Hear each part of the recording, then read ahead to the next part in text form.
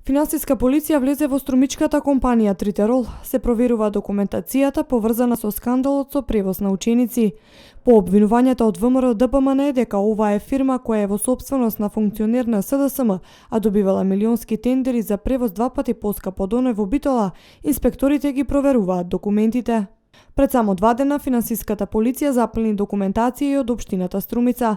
Вчера, преку соопштение, обелоденија дека проверките ги започнале по допрен глас и сомнение за местење на општинските тендери. Управата за финансиска полиција по допрен глас започна со обезбедување на целокупната документација за јавните набавки во општина Струмица, за кои во јавноста веќе неколку дена се зборува дека се сомнителни и за кои постојат основи на сомневање дека се резултат на извршени кривични дела. Предмет на предистражната постапка се и повеќе правни субјекти кои имаат добиено тендери и имаат склучено договори со општина Струмица, се со цел да се утврди нивната евентуална инволвираност во местење на тендери и испомпување на буџетските пари на општината, соопшти финансиската полиција. Пратеникот на ВМРО ДПМН Васил Пишев побара од јавното обвинителство да спроведе истрага за овој случај.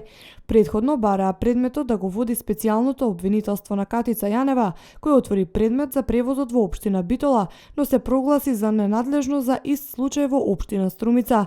Оттаму пак во повеќе наврати тврдат дека тендерите за компанијата Тритерол се законски и чисти.